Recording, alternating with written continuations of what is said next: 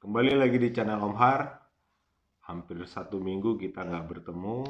Om Har jarang mengupload video. Tapi pada kesempatan kali ini Om Har akan bercerita tentang bagaimana kehidupan pada saat kuliah dulu.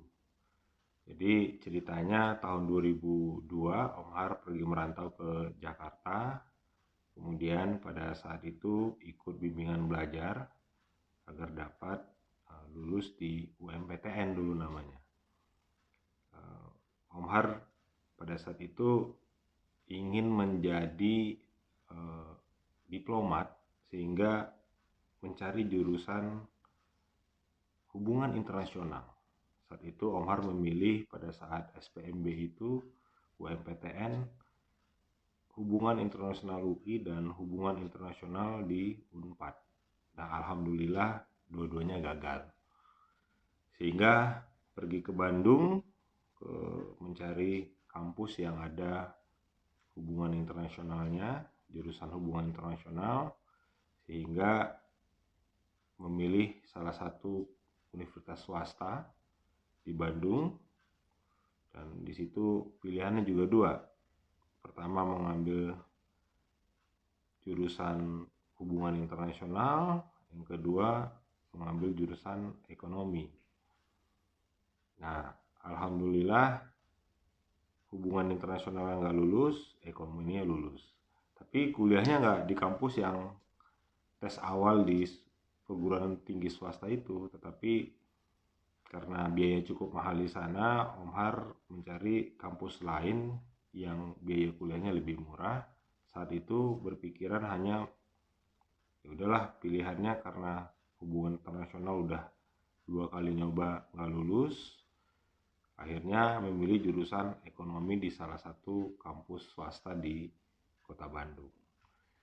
Nah, pada saat itu perjalanan Om Har tahun 2002 datang ke Bandung sendiri nyari kosan, sempat numpang di kosan teman lebih kurang 1 atau 2 bulan.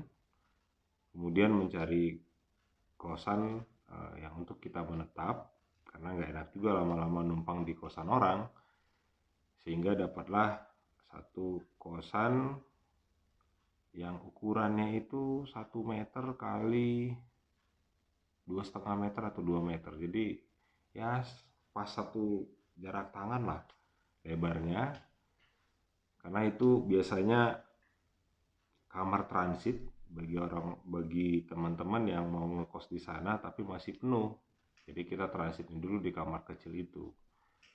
Nah, kemudian Om Har kuliah di salah satu kampus swasta di jurusan ekonomi manajemen. Ya, banyak hal-hal yang menarik pada saat itu. Tahun 2002 kita lewati semester 1, semester 2. Alhamdulillah nilainya cukup bagus, lebih kurang IPK-nya itu semester 1 3,5, semester 2 3,3. IPK rata-rata semester 2 itu lebih kurang 3,4 lah ya. Tapi di semester 3 agak sedikit drop. IPK menjadi 2,7. Tapi di semester 4-nya cukup bagus, menjadi 3 lagi, IPK-nya di atas 3. Dan di tahun 2004 Om Har saat itu diajak untuk berorganisasi. Jadi organisasi internal kampus. Pada saat itu ada pemilihan ketua himpunan mahasiswa manajemen. Di sana juga Om Har diajak oleh teman-teman untuk ikut dalam kontestasi pemilihan ketua himpunan. Cuma memang banyak juga teman-teman yang mengatakan, ngapain ikut organisasi? Biasanya kalau ikut organisasi itu ya bisa menghambat kuliah. Rata-rata orang berorganisasi itu kuliahnya bisa 6 tahun, 7 tahun gitu kan. Cuma karena dia diajak oleh teman-teman dan tantangannya juga menarik, saat itu mencoba untuk ikut berpartisipasi dalam pemilihan ketua himpunan. Jadi tahun 2004 itu secara histori harusnya itu angkatan 2001 yang memimpin himpunan tersebut. Nah, Om Har angkatannya angkatan 2002. Jadi agak sedikit sulit pada saat itu dalam proses pemilihan. Karena kita juga pendatang baru, sedangkan masih ada juga senior-senior yang saat itu juga ingin menjadi ketua himpunan. Sehingga berbagai macam strategi kita siapkan, dan saat itu alhamdulillah menang menjadi ketua himpunan. Dan ceritanya juga menarik juga, pada saat jadi ketua himpunan, setelah itu ada penerimaan mahasiswa baru. Biasanya penerimaan mahasiswa baru itu ada ospek ya. Ospek itu pasti penggojolokan. Nah, Om Har pada saat ospek tahun 2002, Om Har hanya masuk 2-3 hari karena gak suka dengan dibentak-bentak, kemudian dengan cara-cara yang gak mendidik menurut Om Har, sehingga Om Har gak ikut pada tahun 2002. Tapi tahun 2004 kita jadi ketua himpunan. Nah, saat itu berpikir merubah bagaimana ospek itu, penerimaan mahasiswa baru itu, tidak lagi dengan pola-pola lama. Jadi pola-pola yang harus dibotakin, harus dibentak-bentak, harus mencaci maki orang. Jadi kita merubah, pada saat itu kita buat seperti outbound yang menarik, dan tidak ada botak, karena nggak ada rasionalitasnya antara botak dengan intelektual. Saat itu kita sepakat panitia kalau mahasiswa barunya dibotak, panitianya juga dibotak. Nah, orang nggak mau dibotak. Nah, teman-teman panitia nggak mau dibotakin. Nah, kontroversi juga saat itu, banyak tantangan. Teman-teman juga mengatakan, wah, karena dulunya mereka dibentak-bentak, dia inginnya membentak-bentak anak baru gitu. Ini juga nggak bagus. Dan akhirnya dengan berbagai macam tantangan dan berbagai macam cemooh mungkin bagi senior-senior, karena banyak senior-senior yang nggak senang dengan pola-pola yang baru ini gitu. Tapi kita harus coba. Dan pada saat itu didukung juga dengan fakultas, dekannya juga mendukung, pembantu dekan 3-nya juga mendukung. Akhirnya kita jalankan. Dan alhamdulillah walaupun tidak sempurna sudah kita jalankan, dan ya hasilnya cukup memuaskan saat itu. Nah, di tahun 2004 itu Om Har terus mengembangkan dunia organisasi internal kampus. Nah, kemudian menjadi organisatoris itu sebenarnya banyak tantangannya. Bukan hanya kita memimpin, memerintah orang dengan telunjuk kita, kemudian orang dengan senangnya untuk bekerja untuk organisasi, nggak mungkin. Karena organisasi kampus itu pasti tidak ada gajinya. Jadi bagaimana kita belajar menggerakkan orang yang tidak digaji, sehingga organisasi itu bisa terus berjalan. Nah, ini bedanya kalau kita saat ini, mungkin teman-teman yang kerja udah punya jabatan atau pangkat yang lebih tinggi, mungkin dengan seenaknya bisa memerintah. Karena apa? Ada ikatan pekerjaan dengan gaji. Tapi kalau di organisasi kampus kita tidak bisa memerintah orang begitu saja, tetapi bagaimana mengajak mereka dengan visi yang sama sehingga mereka bisa bergerak mencapai tujuan organisasi. Kemudian saat itu kita juga berpikir bagaimana mengatur waktu antara kuliah, organisasi. Nah, ini nggak semudah yang kita bayangkan. Tapi bagaimana kita bisa mengatur waktu itu, bukan waktu yang ngatur kita, kita yang mengatur waktunya. Alhamdulillah kita bisa menyelesaikan tugas-tugas organisasi. Nah, pada saat kuliah, sedikit flashback ke belakang, Omar juga sebenarnya penuh dengan keterbatasan. Jadi mungkin banyak saat itu teman-teman yang punya mobil, yang punya motor. Omar ya naik angkot, jalan kaki. saat itu, dan juga tidak memiliki laptop atau komputer pada semester 1, semester 2, tapi pada semester 3 Om Har ya dipinjamkan oleh saudara ada komputer ya pada saat itu masih Pentium 2 ya.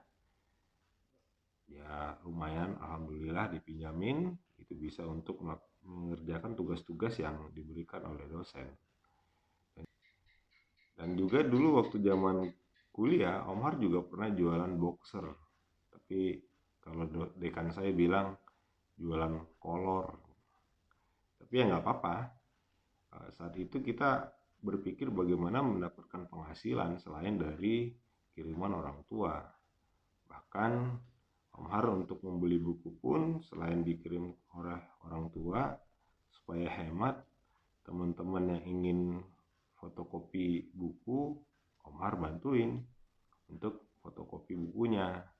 Nanti taruh di salah satu fotokopi, karena kita banyak bawa orderan, bisa 50 buku dengan tebalnya 100 lembar lebih. Ya, Om Har dapat buku gratis. Ya, itulah cara-cara kita dulu untuk menambah penghasilan atau menambah uang jajan. Dulu celana boxer itu kita jual karena teman ada yang punya toko di Jogja, di Semarang, ya kita kirimkan ke Jogja, ke Semarang. Tapi ada juga barang-barang yang reject, kita harus jual kembali sehingga tidak rugi gitu. Jadi pernah suatu ketika dengan teman berdua kita jualan di depan Gedung Sate, saat itu masih boleh ya, ada jualan kaki lima sambil setiap hari Sabtu dan Minggu. Kita ya cuma modal tiker, kemudian sama apa ya, koran ditaruh di atas supaya nggak kepanasan. Kita jualan barang-barang reject, tapi kita bilang itu adalah barang reject. Saat itu satu celana itu kita jual 13.000 modalnya aja, yang penting modalnya kembali. Ya pengalaman itu nggak terlupakan ya, karena tidak semua orang menjalani masa-masa kuliahnya seperti kita. Bahkan di saat orang handphonenya sudah mulai berwarna, kemarin handphonenya masih monokrom. Ya handphone yang murah harga 200-250 ribu, yang penting bisa komunikasi. Zaman itu masih SMS, belum ada BBM. Nah kemudian di tahun 2005 Om Har ada apa ya, ada kejadian. Itu habis lebaran, orang tua laki-laki meninggal, tapi saat itu pasti kaget dan shock, dan kita harus bangkit lagi karena udah di semester 7, udah semester akhir, udah mau skripsi. Jadi walaupun bersedih hati, kita harus tetap bangkit. Dan di luar dugaan, walaupun 6 mata kuliah, alhamdulillah di semester 7 itu bisa IP-nya 4. Jadi 6 mata kuliah itu nilainya A semua. Ini mungkin berkah juga, anugerah dari Tuhan. Dan alhamdulillah tahun 2006 Om Har lulus. Ya IPK-nya mungkin gak terlalu tinggi, 3,2. Tapi ada hal yang menarik. Pada saat itu Om Har lulusan tercepat. Jadi 3 tahun 8 bulan bisa menyelesaikan kuliah. Dan alhamdulillah orang tua perempuan pun mengapresiasi. Dan ya bagaimanapun pada saat wisuda hanya satu orang tua yang menghadirinya, perasaan sedih itu sulit untuk kita bendung ya. Tapi kita tetap bersemangat, tetap terus berkarya. Jadi kita tetap terus bersemangat. Boleh kita sedih, tapi kita jangan terlalu larut dengan kesedihan kita, karena kehidupan ini terus berjalan. Jadi apa pesan yang mungkin Om Har bisa sampaikan dari cerita pada saat kuliah tadi? Yang pertama, bagaimana kita bisa bertahan dalam kondisi situasi seperti apapun. Jadi memang tidak semua orang memiliki kehidupan yang ideal menurut dia. Jadi contohnya tadi, mungkin kita belum punya motor, kita jangan bersedih hati. Kita belum punya mobil, ya mungkin kita belum mampu untuk memiliki itu. Tetapi kita harus tetap pada tujuan kita, yaitu bagaimana bisa menyelesaikan kuliah kita. Kedua, kadang-kadang kita terlalu banyak mendengarkan hal-hal negatif dari orang. Contohnya pada saat Om Har memilih untuk menjadi ketua himpunan, banyak di luar sana teman-teman mengatakan kuliah kamu pasti akan berantakan. Tapi faktanya setelah kita jalani, Om Har bisa menjadi mahasiswa tercepat menyelesaikan kuliah. Yang ketiga, kita bisa mengasah kreativitas kita. Jadi dengan keterbatasan yang ada, kita bisa mungkin berjualan, mungkin ya ada juga yang pandai bermusik, mungkin dia ngamen di kafe ke kafe. Jadi kita jangan berhenti untuk berkreativitas. Jadi boleh saat ini kita seperti apa, tapi ke depan kita mau jadi apa. Ini yang penting. Gak peduli kita masa lalu kita seperti apa. Yang penting bagaimana masa depan kita tata dari saat ini. Keempat, tentukan target. Omar masih ingat pada saat awal masuk dulu, sudah ditulis di dinding kamar, minimal IPK 3,2 dan tidak boleh lebih dari 4 tahun. Kenyataannya IPK 3,2, kuliahnya 3 tahun 8 bulan. Jadi kita harus optimis.